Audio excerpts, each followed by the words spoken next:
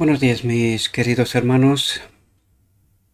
Hoy vamos a tratar de entender la cuarta parte de este consumado es.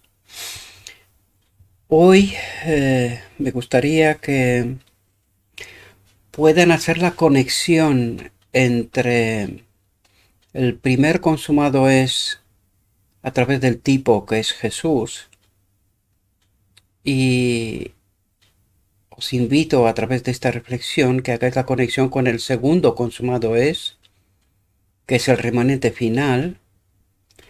Vais a ver que a través de este tema toca muchas vertientes. Vamos a tratar de tocar un poquito cada una de ellas porque lo toca el tema, ¿verdad? Y vamos a ver si poco a poco elucidamos realidades de este momento final, de este segundo consumado es. Y en esta ocasión espero que veáis entre el primer consumado es y segundo consumado es el tema del decreto de muerte final para el pueblo de Dios, pero está reflejado desde el tipo, primer consumado es, y el antitipo, el segundo consumado es, el remanente final.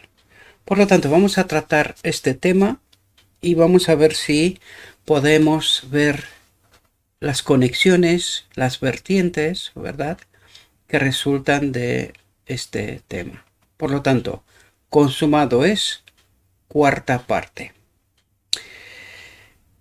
Eh, Ahora que me está poniendo el espíritu en la mente, eh, estoy muy preocupado porque desgraciadamente estos temas son muy importantes y desgraciadamente, lo repito, para que se me entienda bien, lo ve muy poca gente, hay muy poco me gusta y nada de compartir. Y yo me pregunto,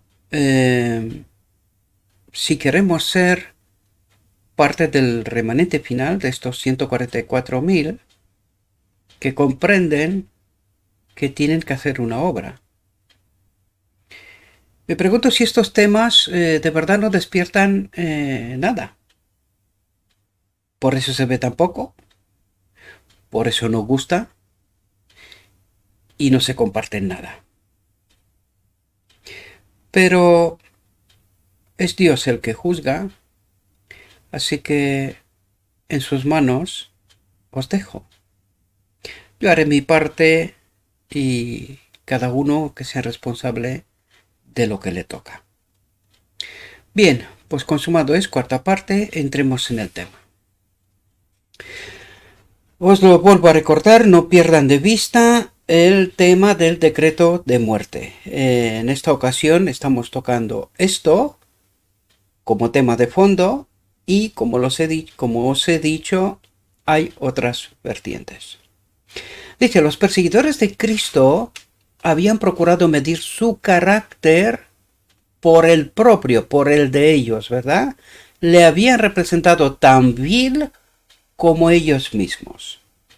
Ahora bien, traten de entender que, y me vuelvo a repetir, pero es sumamente importante, por eso me repito tanto, para ver si alguna mente despierta, ¿verdad? Traten de entender que estamos hablando de Cristo y del remanente final. No los desconecten. Por lo tanto, aquí yo me voy a dirigir en esta ocasión al remanente final. Dice, los perseguidores de Cristo, ¿quién es el remanente final? Cristo nuestra justicia, Cristo en ellos, ¿verdad? Por lo tanto dice, los perseguidores, voy a leer así de esta manera para que puedan hacer la conexión bien, ¿verdad? Los perseguidores del remanente final habían procurado medir su carácter por el propio. Le habían representado tan vil como ellos mismos. Veréis en esta reflexión, como os he contado, estamos hablando del decreto de muerte. Veréis que los que persiguen al remanente final es la iglesia oficial.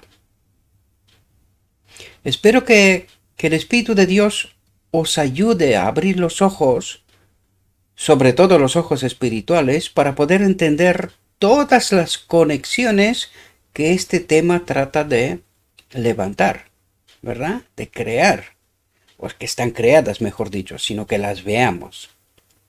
Dije, pero detrás de todas las apariencias del momento se insinuó otra escena, una escena que ellos contemplarán un día en toda su gloria. Dije, hubo algunos que temblaron en presencia de Cristo. Mientras la ruda muchedumbre se inclinaba irrisoriamente delante de él, algunos de los que se adelantaban con este propósito retrocedieron mudos de temor. Herodes se sintió convencido. Ahí vamos a ver que es la reflexión, en la descripción de este vídeo encontraréis el enlace en el tema no origen. El tema no origen está en el deseo de todas las gentes, está en español, por lo tanto vais a ver todo el contexto más amplio, pero yo me he quedado solamente con el tema que tiene que ver con el consumado es y que tiene que ver con el decreto de muerte en esta ocasión, ¿verdad? Por lo tanto, el tema es cuando envían a Jesús a Herodes, de Pilato a Herodes y de Herodes vuelve a Pilato. En este tema estamos, ¿verdad? O en este contexto estamos. Por lo tanto, dice, Herodes se sintió convencido. Los últimos rayos de la luz misericordiosa resplandecían sobre su corazón endurecido por el pecado. Comprendió que este no era un hombre común, porque la divinidad había fulgurado a través de la humanidad. Por lo tanto, Herodes vio en Jesús algo más que un solo hombre. Os repito que las conexiones están entre Jesús y remanente final. La iglesia verá a través del remanente final, a través de los 144.000, algo más que gente común. Aún así, vamos a ver cómo actúa, qué es lo que va a pasar, ¿verdad? Dice, en el mismo momento en que Cristo estaba rodeado de burladores, adúlteros y homicidas, Herodes sintió que estaba contemplando a un Dios sobre su trono. Les vuelvo a recalcar y recordar la visión de los dos tronos, el final, después del decreto divino, es decir, haya ocurrido la boda del Cordero, estamos en el decreto de muerte, que es después de la boda del Cordero, ¿verdad? Por lo tanto, recuerden que la sinagoga, en la visión de los dos tronos, dice que la sinagoga de Satanás adorará a los santos. Vamos a ver quién es la sinagoga de Satanás. Los santos sabemos que son los 144.000, ¿verdad? Y en ellos está la gloria de Dios en plenitud. Son restaurados. Por lo tanto, Herodes sintió que estaba contemplando a un Dios sobre su trono. ¿A quién adoran la sinagoga de Satanás? A través de los santos. A Cristo, ¿verdad? Trato de hacer las conexiones para que podamos entender, ¿verdad? Dije, por empedernido que estuviese, Herodes no se atrevió a ratificar la condena de Cristo.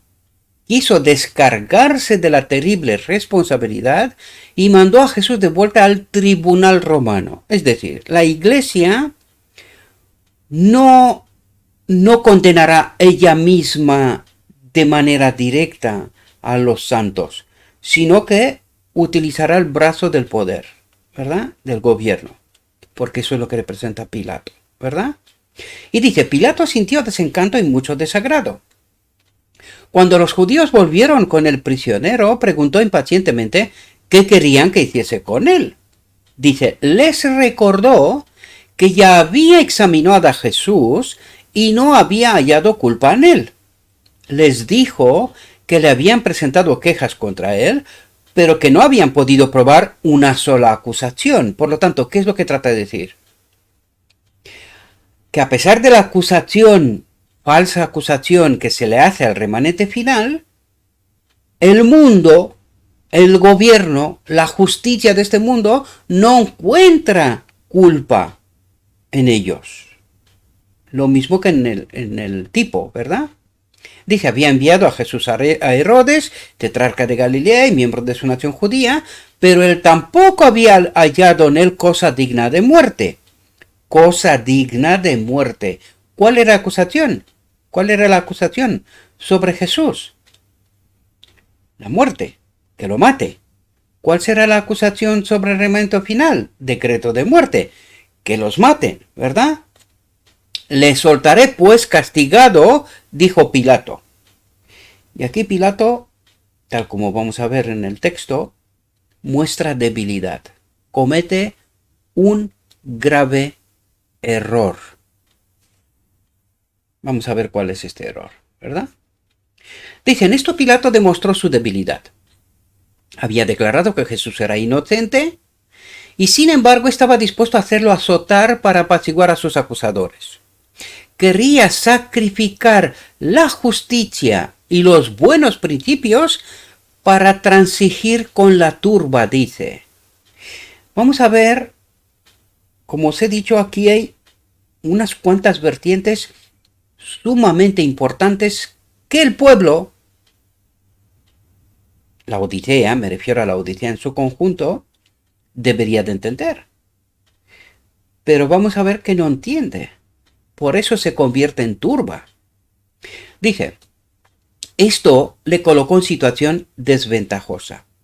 Dice, la turba se valió de su indecisión y clamó tanto más por la vida del preso.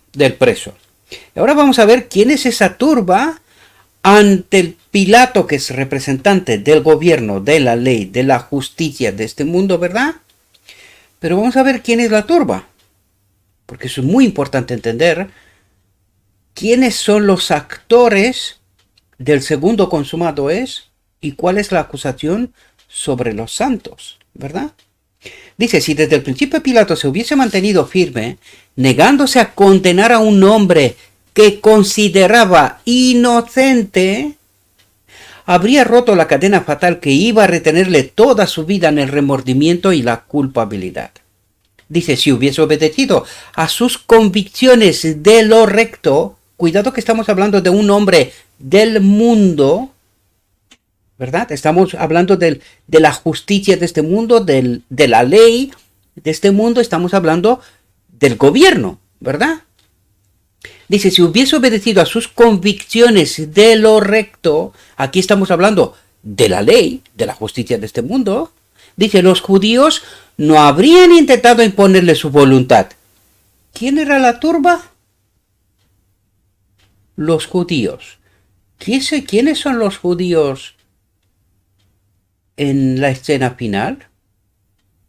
¿La Odisea? Pues necesitamos estar atentos, queridos, porque está hablando de esto. A través de este evento necesitamos entender las escenas finales y sus actores, ¿verdad? Dice, se habría dado muerte a Cristo, pero la culpabilidad no habría recaído sobre Pilato.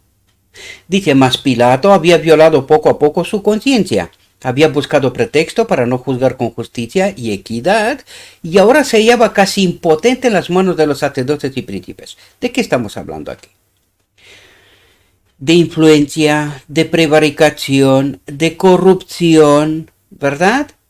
Dice, su vacilación e indecisión provocaron su ruina. Vamos a ver cómo llegó Pilato a este punto. Porque necesitamos entender cómo está este mundo, su justicia, en la escena final, ¿verdad? Bueno, yo diría que está desde ahora mismo. Bien, ahora entramos en un relato que, recuerden, nosotros dijimos que la cruz no se ve reflejada en el santuario, ¿verdad? En el santuario de los judíos. en el santuario en términos generales. En más de una ocasión he escuchado a gente que tiene ciertas dudas con respecto a este asunto y que necesitan más argumentos, ¿verdad? Bien, pues aquí vamos a ver un argumento imbatible, difícil de destruir, de que la cruz, y por qué la cruz no está en el santuario, que la cruz no es lo que el cristianismo cree, por eso no está en el santuario. Sí tiene importancia, importantísimo, pero no es lo que el cristianismo cree. Y si no es lo que el cristianismo cree, por lo tanto está desmontando todo su evangelio, porque está construido sobre un gravísimo error. Por lo tanto, hay que entender bien y en su contexto correcto todos los eventos con sus detalles. Bien, vamos a ver de por qué lo que vamos a ver ahora es un argumento de que la cruz no está en el santuario y que nunca debería de haber ocurrido, a pesar de haber sido profetizado. Nosotros lo explicamos por qué ha ocurrido, ¿verdad? Y lo vamos a ver también por el contexto general de lo que está ocurriendo aquí. Dice, aún entonces no se le dejó actuar ciegamente. Un mensaje de Dios le amonestó acerca del acto que estaba por cometer. ¿Qué acto estaba por cometer Pilato? Matar a Cristo, a pesar de haberlo encontrado sin culpa. Por lo tanto, por la ley romana, un hombre no podía ser castigado si no tiene culpa. Pero Pilato, en contra de toda ley, está a punto de matar a Cristo. ¿Quién entra en escena? Dice, aún entonces no se le dejó actuar ciegamente a Pilato. Dice, un mensaje de Dios le amonestó acerca del acto que estaba por cometer. ¿Qué acto estaba por cometer? Matar a Cristo. ¿Quién manda el mensaje? Dios. Pero vamos a ver, si la cruz es lo que el cristianismo dice que es, ¿por qué Dios va en contra de algo que los cristianos dicen, no, si es profetizado, tenía que pasar así? Tenía que pasar. Dios es sí y no. Necesitamos entender la realidad, queridos, porque estamos engañados. Enseguida hablaremos de esto, ¿verdad? Dice, en respuesta a la oración de Cristo, ¿cuál oración? La del jardín, antes de ir a la cruz, ¿verdad? Dice, la esposa de Pilato había sido visitada por un ángel del cielo y en un sueño había visto al Salvador y conversado con él. ¿Quién recibió un sueño? La esposa del Pilato. ¿Verdad? ¿Qué es la esposa? Símbolo de la iglesia. ¿Verdad? La iglesia había recibido un mensaje de quién es Cristo. Y vamos a ver si podemos atar todas las conexiones de lo que Dios trata de ayudarnos a entender. ¿Verdad? Dice, la esposa de Pilato no era judía, pero mientras miraba a Jesús en su sueño, no tuvo duda alguna acerca de su carácter o misión. No tuvo duda alguna de su carácter o misión, ¿verdad? Sabía que era el príncipe de Dios, le vio juzgado en el tribunal, vio las manos estrechamente ligadas con las manos de un criminal, vio a Herodes y sus soldados realizando su impía obra, oyó a los sacerdotes y príncipes llenos de envidia y malicia acusándole furiosamente, oyó las palabras nosotros tenemos ley y según nuestra ley debe morir, vio a Pilato entregar a Jesús para ser azotado después de haber declarado yo no hallo en él ningún crimen, oyó la condenación pronunciada por Pilato y le vio entregar a Cristo a sus homicidas, vio la cruz levantada en el Calvario, vio la tierra envuelta en tinieblas y oyó el misterioso clamor, consumado es. Pero este consumado es el final, queridos.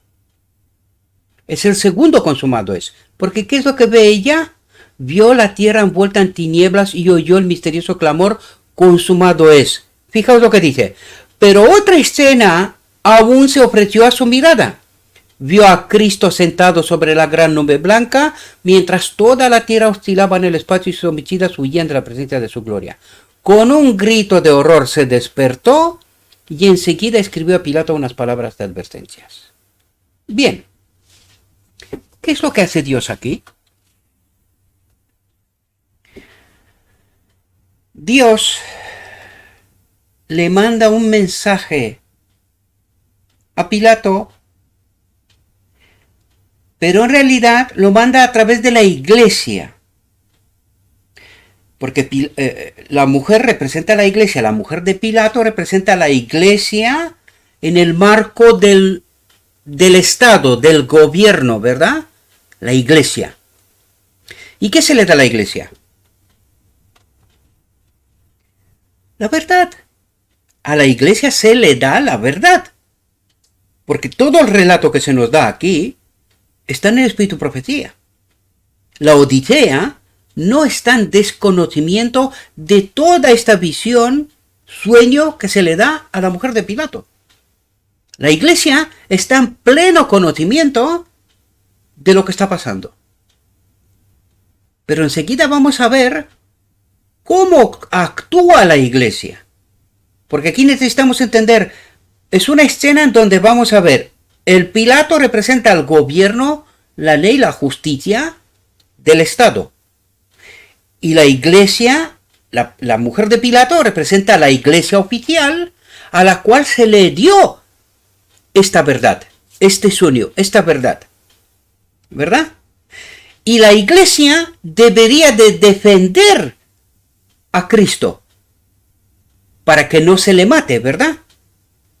Esa escena nos está hablando de esta realidad, porque enseguida vamos a ver qué es lo que ocurre de verdad. Os he dicho que hay muchas vertientes aquí y nosotros necesitamos entender estas vertientes, porque vamos a ver que los actores son los mismos en distintas escenas, pero los actores son los mismos. ¿Verdad? Por lo tanto, ¿qué es lo que trata de hacer Dios aquí? Impedir que Cristo llegue a la cruz. ¿Por qué no está la cruz en el santuario? ¿Este era el propósito de Dios? ¿Que Jesús llegue a la cruz? Ya lo hemos comentado en muchas ocasiones, mis queridos. Aquí tenéis un argumento más que de sobras para demostrar claramente a todo infiel, yo diría creyente, pero en este caso no es creyente. ¿Por qué? Pues porque no se entiende el santuario, porque no se cree el santuario. Estando con la Biblia en la mano, ¿verdad? Y con el Espíritu Profecía.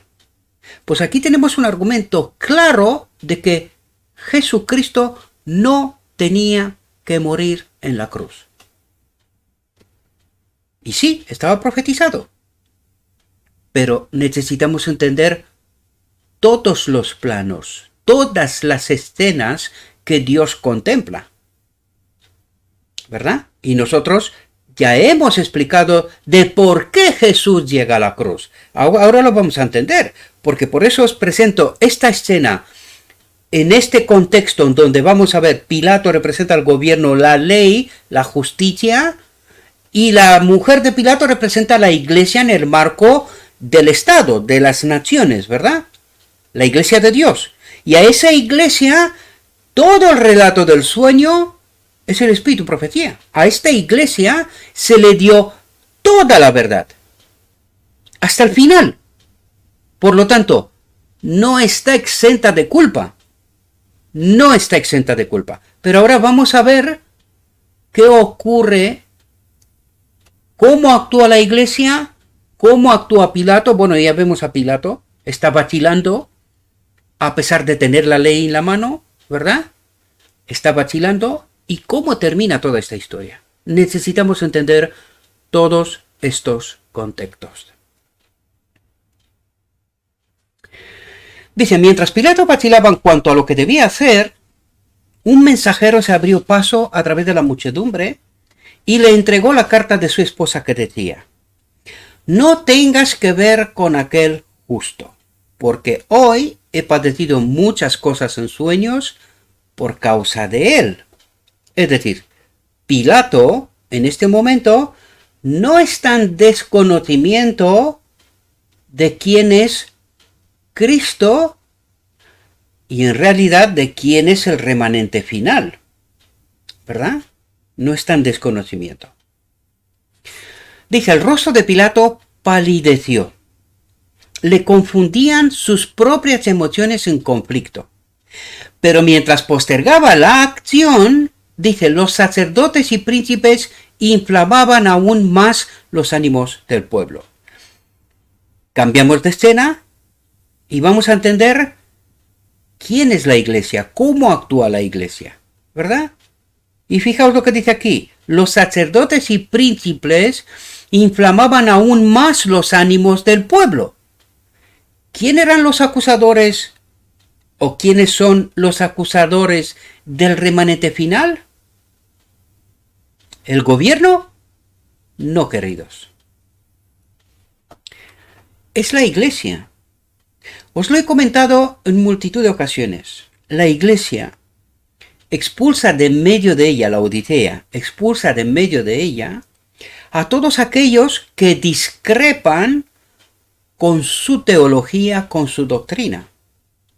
Y yo he dicho que es la misma iglesia la que está formando a los 144.000. Es decir, como veíamos en Daniel 2, una mano saca del monte que representa la Odisea esa piedra que es el remanente final que va a tumbar toda la historia de la humanidad. Es decir, la construcción del relato del enemigo, de un mundo libre, ¿verdad?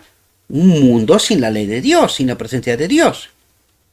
Pues aquí vemos que los sacerdotes y príncipes inflamaban aún más los ánimos del pueblo. ¿Quién tenía control sobre los pueblos, sobre la iglesia? Pues los sacerdotes y príncipes, ¿verdad? Dice, Pilato se vio forzado a obrar. Y nosotros necesitamos entender en el contexto final cómo se va a dar el decreto de muerte contra el remanente final. Porque será la iglesia la que forzará la mano del gobierno para poder matar a los 144.000. Y cuando digo la iglesia, me refiero a todas las iglesias que conforman Babilonia, que son todas, incluida la Odisea. Es decir, todas se convierten en los acusadores de los hermanos y forzarán la mano del gobierno para dar el decreto de muerte final, ¿verdad? Y eso es lo que vemos aquí. Pilato se vio forzado a obrar. Recordó entonces una costumbre que podría servir para obtener la liberación de Cristo. En ocasión de esta fiesta se acostumbraba a soltar a algún preso que el pueblo eligiese. Atentos aquí. Dice, era una costumbre de invención pagana. ¿Quién estaba buscando una salida? El gobierno, porque el gobierno sabía que esta acusación no era justa. Me refiero al remanente final, ¿verdad? Y utiliza un resquicio, trata de utilizar un resquicio de la ley, ¿verdad? Para no acusar al remanente final, para no dar el decreto de muerte. Pero vamos a ver qué es lo que ocurre, porque vamos a entender una realidad tan tremenda, queridos, que yo os la cuento muchas veces, pero de creerme, no me cree nadie, desgraciadamente. Pero queda poco tiempo, y la verdad, como el aceite, saldrá a la superficie. Y entonces, algunos se quejarán de que nadie les ha comentado nada.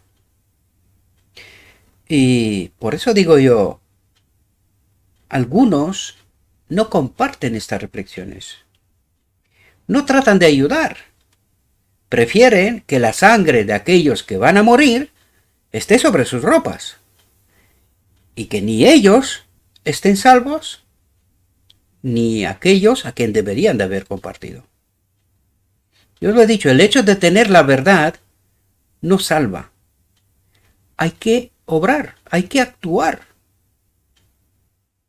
Eso de que cada uno aguante su vela, esto no funciona. En este mundo puede ser, aunque tampoco. En el reino de Dios, esto no funciona así. Los 144.000 han de experimentar el cántico de Moisés. Una experiencia totalmente diferente. Totalmente diferente. Bien, dice, era una costumbre de invención pagana. No había sombra de justicia en ella. En esta costumbre no había sombra de justicia. No era justicia. Es lotería, azar, ¿verdad? Dice, pero los judíos la apreciaban mucho. Yo cuando leo esta frase me pregunto, digo, pero ¿cómo es eso posible? O sea, esta costumbre pagana la aprecia los judíos, pero no tenía nada que ver con la justicia. Digo, pero ¿esto qué locura es? Esto es una locura directamente, ¿verdad? Pues el Estado utiliza lo que fuera para no hacerle caso a la Iglesia, a los acusadores de los hermanos, ¿verdad? Dicen, en aquel entonces las autoridades romanas tenían preso a un tal Barrabás que estaba bajo sentencia de muerte. Este hombre había aseverado ser el Mesías. Pretendía tener autoridad para establecer un orden de cosas diferentes para arreglar el mundo. Dominado por el engaño satánico, sostenía que le pertenecía todo lo que pudiese obtener por el robo. Había hecho cosas maravillosas por medio de los agentes satánicos. Había conquistado secuaces entre el pueblo y había provocado una sedición contra el gobierno romano. Bajo el manto del entusiasmo religioso se ocultaba un bribón empedernido y desesperado que solo procuraba cometer actos de rebelión y crueldad. Ahora, yo os haría una pregunta, mis amados.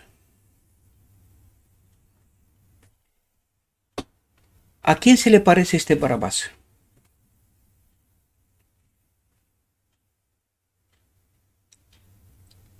Os invito que estéis pero que muy atentos, porque representa a la iglesia final, queridos. No al remanente final, no, a la institución, a la iglesia. Porque cuando tú lees el relato, se lo pegas a la Odisea y encaja de mil maravillas. Te quedas sin palabras. Fijaos lo que dice. Este hombre, Barrabás, estoy leyendo desde la mitad del párrafo, ¿verdad? Vamos a ver si se parece a lo que estamos diciendo. Este hombre había aseverado ser el Mesías, el remanente. El Mesías, el remanente, ¿verdad? Pretendía tener autoridad para establecer un orden de cosas diferente para arreglar el mundo. ¿Se le parece a la Odisea en sus inicios?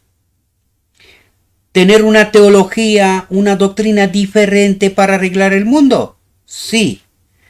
Fijaos lo que dice. Dominado por el engaño satánico, sostenía que le pertenecía todo lo que pudiese obtener por el robo. ¿Robo a quién? A Cristo. La Iglesia. Yo sé que esto es un disparate para mucha gente. Pero cuando conoces la historia de la Iglesia desde sus inicios, los eventos y cómo termina, tú ves esta imagen, se la colocas a la Odisea y encaja la perfección. La perfección. Dice, dominado por el engaño satánico. ¿Por qué pasó 1888? ¿Qué es lo que decía la sierva que ya hemos estudiado en reflexiones anteriores? Muchísimo antes de 1888. Acusaciones gravísimas en medio del pueblo, queridos, hechas por Cristo por mediación de la sierva, ¿verdad? ¿Y qué nos dice aquí? Dominado por el engaño satánico. Y la iglesia que dice, no, nosotros no lo somos. Será otro. Entonces, ¿por qué 1888? Fijaos, después dice, sostenía que le pertenecía todo lo que pudiese obtener por el robo. ¿Robo? Claro. Porque está engañando a la gente. ¿Por qué necesita Dios sacar un remanente de en medio de la Odisea? Porque está robando a Cristo. Su verdad, su dinero, todo. Se lo está robando a Cristo. Dice, había hecho cosas maravillosas por medio de los agentes satánicos. ¿Quiénes son los agentes satánicos?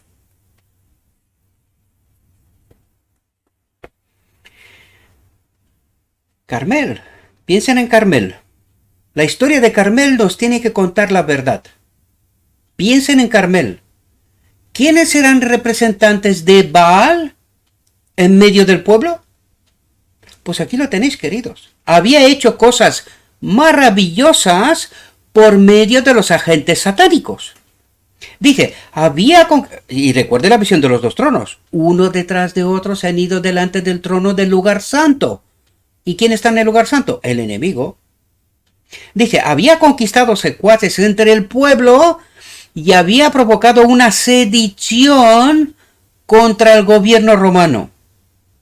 Dice, bajo el manto del entusiasmo religioso, se ocultaba un bribón empedernido y desesperado que solo procuraba cometer actos de rebelión y crueldad. La pregunta que tenemos que hacernos aquí es, ¿el liderazgo de la iglesia saben que están errando? Sí. ¿Levantan la voz? Isaías 53, recuerden. 58, perdón. Isaías 58. ¿Levantan la voz? Alguno. ¿Qué le ocurre? Es marginalizado, expulsado, ¿verdad? Yo diría, debería de ser convertido entre los 144.000. Pero también hay unas condiciones para ser parte de los 144.000. También hay unos condicionantes, que es lo que yo trato de explicaros una y otra vez, porque mucha gente piensa que solo con saber la verdad ya está uno salvo. Y yo os digo, no, os estáis equivocando. Os estáis equivocando. Está bien saber la verdad, pero no es suficiente. Sigamos. Dice, al ofrecer al pueblo que eligiese entre este hombre y el Salvador inocente, el pueblo tiene que elegir entre la iglesia oficial y Cristo. Al ofrecer al pueblo que eligiese entre este hombre y el Salvador inocente, Pilato pensó despertar en él un sentido de justicia. Dice, esperaba suscitar su simpatía por Jesús en oposición a los sacerdotes y príncipes. Así que volviéndose a la muchedumbre dijo con gran fervor, ¿cuál queréis que os suelte? ¿A Barabás o a Jesús que se dice el Cristo? Aquí hay muchas cosas profundas, mis amados, pero no me voy a parar en todo esto porque supongo que para mañana igual alguno estará pensando en matarme directamente. Pero mi humilde opinión es, por favor, oren, pídenle a Dios que os ilumine, que envíe el Espíritu Santo, que podamos entender toda la profundidad de este mensaje, porque es tremendo, queridos. Este mensaje es tremendo. Y no nos paramos a pensar, ¿verdad? ¿Por qué dice Dios y por qué actúa Dios de esta manera? ¿Y qué es lo que quiere decir? Porque aquí hay mucha profundidad, muchísima.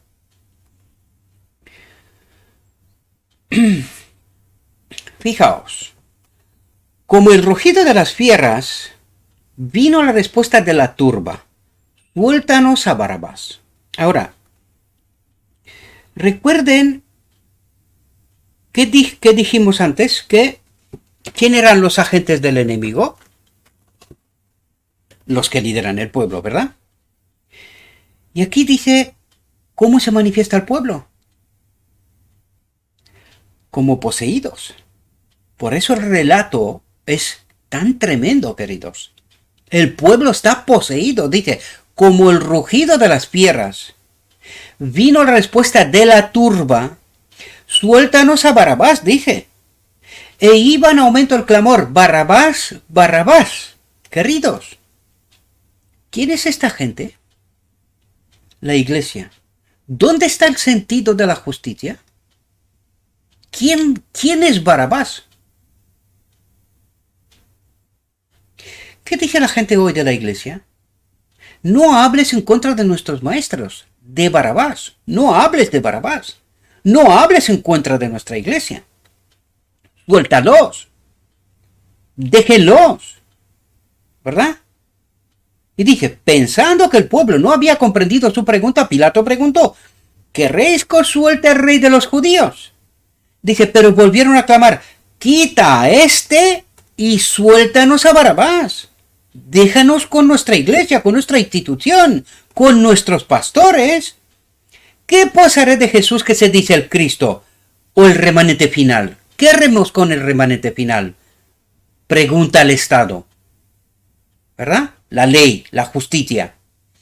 Dice, nuevamente la agitada turba rugió como demonios. No lo sé si entendemos la realidad, mis amados, lo que trata de explicarnos. ¿Quién es el liderazgo de esta iglesia? Los agentes satánicos, dice. ¿Qué nos dice la visión de los dos tronos? Que uno detrás de otro se han ido delante del trono del lugar santo. ¿Quién es su Dios? ¿Qué dijo los hermanos William D. Shorten en 1950 en pleno congreso? Hermanos, estamos adorando a un falso Cristo. ¿Qué dijo la iglesia? Que se callen, que no hablen de esto. ¿Sabe la iglesia quién es su Dios? Claro que lo sabe. Otra cosa es que no lo quiere reconocer, pero sí sabe. ¿Verdad? Por los frutos los conocerás, dice. Por lo tanto, queridos, necesitamos entender la profundidad del mensaje. Da igual lo que diga yo, no me hagan caso. Yo lo digo siempre, no me hagan caso. ¿Quién soy yo? Yo soy nadie. Yo trato de ayudar. El que quiere ser despierto. El que no, pues todo el mundo es libre. Que tomen su decisión. Pero que tómenselo ya, porque yo ya estoy harto de estar aquí. Hagan lo que tengan que hacer. Y punto. Dice, nuevamente la agitada turba rugió como demonios. Había verdaderos demonios en forma humana en la muchedumbre. Cuidado lo que está diciendo. Dice, había verdaderos demonios en forma humana en la muchedumbre. ¿Y qué podía esperarse sino la respuesta, sea crucificado? Dice, Pilato estaba turbado. Poseído. Él a su vez también estaba poseído. Dice, no había pensado obtener tal resultado. Le repugnaba entregar un hombre inocente a la muerte más ignominiosa y cruel que se puede infligir. ¿Qué es lo que ocurre a Pilato? Hay una lucha entre el Espíritu de Dios y el Espíritu del enemigo. Hay una lucha. ¿Y quién vence? Pilato estaba turbado. ¿El remanente final estará turbado? No puede ser, queridos. No puede ser. Cuando tienes a Cristo es cuando de verdad experimentas la libertad. Eres libre. Decides. Con razonamiento, con juicio. Puedes tomar decisiones reales. De verdad. ¿Qué decisión toma Pilato? ¿Hay algún tipo de justicia en lo que está haciendo Pilato? No, queridos. Por su titubeo, él a su vez está poseído también. Es lo que nos dice el relato, ¿verdad? Dice, no había pensado obtener tal resultado. Le repugnaba entregar a un hombre inocente a la muerte más ignominiosa y cruel que se pudiese infligir. Cuando hubo cesado el tumulto de las voces, volvió a hablar al pueblo diciendo, pues, ¿qué mal ha hecho? Pero era demasiado tarde para arguir. No eran pruebas de la inocencia de Cristo lo que querían, sino su condena. Hay que condenar al remanente final, a estos que son diferentes, que no son como nosotros. Hay que matarlos, ¿verdad?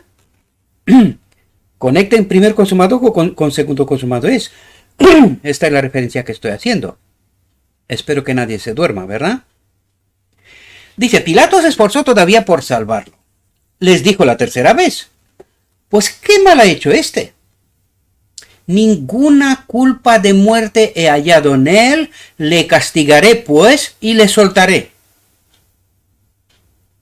¿Hay algún tipo de justicia en esta declaración, queridos? ¿Hay algún tipo de razonamiento correcto? No, mis amados. Exactamente como dice el relato, él está poseído también. Dice, pero la sola mención de su liberación decuplicaba el frenesí del pueblo. Crucifícale, crucifícale, clamaban. La tempestad que la indecisión de Pilato había provocado rugía cada vez más. Y aquí me he permitido hacer una pregunta, porque una y otra vez os digo, mis amados, que nosotros estamos experimentando un estado de locura, porque eso es lo que ocurre cuando estamos separados de Dios, y ni siquiera nos damos cuenta, ¿verdad? Aquí la pregunta clave es, ¿somos libres? De todo este relato, de toda esta escena, ¿hay alguien libre en toda esta escena? Aparte de Cristo. Todo el mundo está poseído, mis queridos. Yo no lo sé si lográis entender la realidad. Todo el mundo está poseído. Y todo lo que Pilato está haciendo es un burdo teatro de una supuesta justicia, pero es un mero actor del que realmente dirige este mundo, queridos. Yo me pregunto, ¿estamos entendiendo esta realidad? Porque el cristianismo está tratando de construir una especie de justicia real en este mundo. Y esto es falso, queridos. Esto es falso. Estamos viviendo una falsa realidad. Y eso es lo que quiero que veáis. ¿A quién escoge el supuesto pueblo de Dios? ¿Quiénes son sus líderes? ¿De quién están dirigidos? ¿Quién es el pueblo? ¿De quién están dirigidos? Doblemente. Por sus líderes, y a su vez los líderes están dirigidos por un otro actor escondido, invisible. Pilato. ¿Quién le dirige? ¿Hay algún tipo de justicia en lo que hace Pilato? Solo simula, queridos, simula jugando el actor del que tiene la justicia, del que tiene la autoridad. Pero a su vez está manejado por la presión de los líderes y del pueblo mismo. Y el único que está tranquilo, el único que sabe qué es lo que va a pasar, es Cristo, queridos. Y ahora piensen en el segundo consumado es. Porque este pueblo no tendrá que morir. Este pueblo será vencedor, igual que Jesús, porque lo que ocurre en la cruz parece ser una derrota, pero es una victoria. Cristo obtiene una victoria en la cruz. Aparentemente es una derrota, pero no. Eso es lo que quiere ver el enemigo. Lo que Dios ve es una victoria. ¿Qué obtiene el pueblo final? en el segundo consumado es la victoria, queridos. Ahí no hará falta más muerte, ¿verdad? Por lo tanto, ¿somos libres? ¿A quién creemos? Dios nos dice que no somos libres, que no somos libres, que estamos enfermos, pero no queremos escuchar. Yo cuando os digo que estamos viviendo una utopía, eso es lo que estamos viviendo, una realidad utópica, una construcción de la de Daniel 2, la estatua, es una construcción de imperio y reino uno detrás de otro, pero es que es una falsa realidad. No somos libres. Por eso necesitamos ser liberados. Y eso es lo que obtiene el primer consumado es. Esto es lo que obtiene el segundo consumado es. La demostración de Dios. Primero, a través del hombre Jesucristo. Segundo, a través del remanente final. Dios hace su demostración en toda esta historia de que la última palabra le pertenece a Él. Él tiene la justicia, la de verdad. Él es la libertad, la de verdad. Él es el reino eterno, que no tiene fin. El reino de la ley del amor, del servicio abnegado unos a otros. Allí no habrá egoísmo. Pero desgraciadamente hemos sido educados a amar a este mundo, la ley del egoísmo, la realidad utópica. Y hemos llegado al punto que nos gusta, queridos. Y Dios dice, no os hagáis aquí, no construís nada aquí, porque este mundo no es vuestro, este está destinado al fuego. Pero no le hacemos ni caso. No le hacemos ni caso, ¿verdad? Por eso estas reflexiones están una locura. Los ve todo el mundo. Las aman, no pueden, las comparten, van volando. Me fijé, 30 personas, 40 personas. Así funcionamos, queridos. Nos gusta la utopía. Dice, Jesús fue tomado extenuado de cansancio y cubierto de heridas, y fue azotado a la vista de la muchedumbre. Entonces los soldados lo llevaron dentro de la sala, y a saber al pretorio, y convocan toda la cohorte, y le visten de púrpura, y poniéndole una corona tejida de espinas, comenzaron luego a saludarle. Salve, rey de los judíos, y escupían en él, y le adoraban, hincadas las rodillas. De vez en cuando alguna mano perversa le arrebataba la caña que había sido puesta en su mano, y con ella herría la corona que estaba sobre su frente, haciendo penetrar las espinas en sus sienes, y chorrear la sangre por su rostro y barba. Dice, admiraos, oh cielo, y asómbrate, oh tierra. Contemplad al opresor y al oprimido. Una multitud enfurecida rodea al Salvador del mundo. Las burlas y los escarnios se mezclan con los groseros juramentos de blasfemia. La muchedumbre inexorable comenta su humilde nacimiento y vida. Pone en ridículo su pretensión de ser hijo de Dios, y la broma obscena y el escarnio insultante pasan de labio a labio. Dice, Satanás indujo a la turba cruel a ultrajar al Salvador. Era su propósito provocarle a que usase de represalias, si era posible, o impulsarle a realizar un milagro para librarse y así destruir el plan de salvación. ¿Por qué existió la cruz, queridos? Porque estábamos bajo el dominio del enemigo. Estábamos bajo el dominio del enemigo.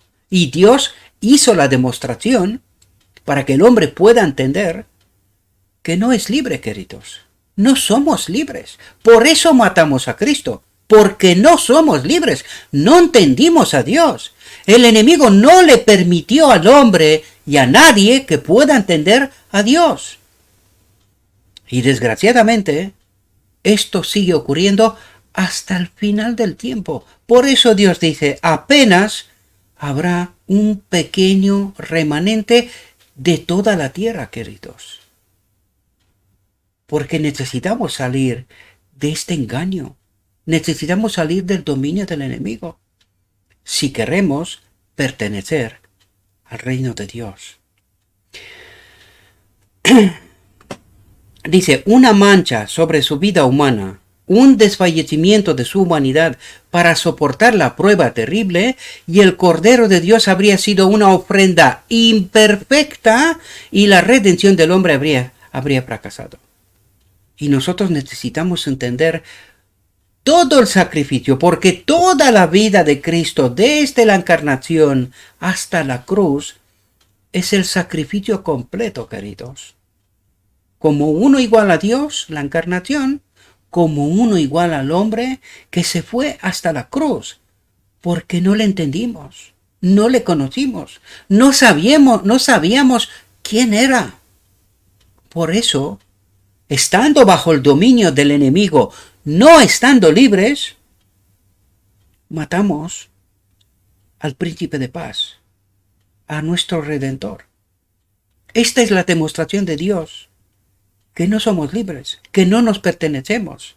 Por eso necesitábamos a alguien que nos saque de este agujero negro, de la muerte, condenados para siempre. Si no fuera por Cristo, que se fue hasta la cruz, de aquí no saldría ninguno, queridos. Pero aquel que con una orden podía haber hecho acudir en su auxilio a la hueste celestial, el que por la manifestación de su majestad divina podría haber ahuyentado de su vista e infundido terror a esa muchedumbre, se sometió con perfecta calma a los más groseros insultos y ultrajes. ¿Quién era de verdad libre aquí? ¿Quién era libre, queridos? Todos los que estaban a su alrededor creían ser libres, pero estaban viviendo el mayor engaño de sus vidas. Estaban dominados por el enemigo. El único ser libre era Jesucristo, queridos. Y esa es la invitación que Él nos hace. ¿Queremos ser libres? Abandonemos este mundo. Dejémoslo. Hagamos la obra final. Presentemos a Cristo como nuestra única justicia. La auténtica, la verdadera, la eterna. Dice, los enemigos de Cristo habían pedido un milagro como prueba de su divinidad. Tenían una prueba mayor que cualquiera de las que buscasen. Hagan una conexión con el remanente final, queridos. Fijaos, los enemigos de Cristo habían pedido un milagro como prueba de su divinidad, de que este es el remanente final, que nosotros pertenecemos a Cristo, ¿verdad? Y dice, tenían una prueba mayor que cualquiera de las que buscasen. Así como su crueldad degradaba a sus atormentadores por debajo de la humanidad a semejanza de Satanás, así también la mansedumbre y paciencia de Jesús le exaltaban por encima de la humanidad y probaban su relación con Dios. ¿Quiénes serán libres? ¿Y quiénes serán presos? Y esto lo tenemos que ver por el remanente final, queridos. Es así como termina la visión de los dos tronos. La sinagoga de Satanás adorará a los santos, dice. Su humillación era la garantía de su exaltación. Yo diría que esta es la frase que sintetiza perfectamente todo lo que acabamos de estudiar, queridos. Su humillación era la garantía de su exaltación. Por eso resucitó, ¿verdad? Las cruentas gotas de sangre que de sus heridas sienes corrieron por su rostro y su barba fueron la garantía de su ungimiento con el óleo de alegría. En él estaba la naturaleza divina, el Espíritu Santo. Era su poder, era la conexión con el Padre, como sumo sacerdote nuestro.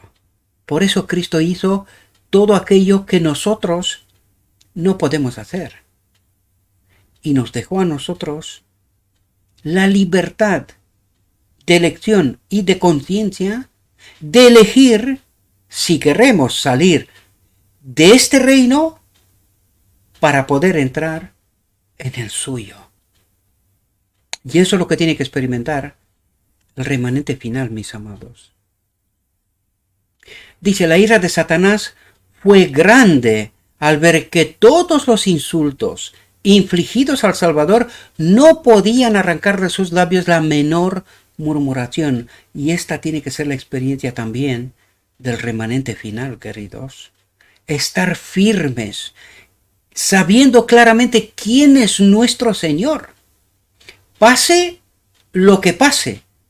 Y van a pasar cosas, queridos. Tal como os he explicado y como nos relata el escrito está, van a pasar cosas.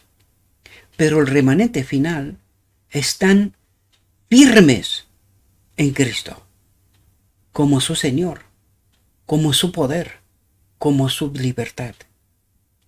Dice, aunque se había revestido de la naturaleza humana, estaba sostenido por una fortaleza, atentos, semejante a la de Dios.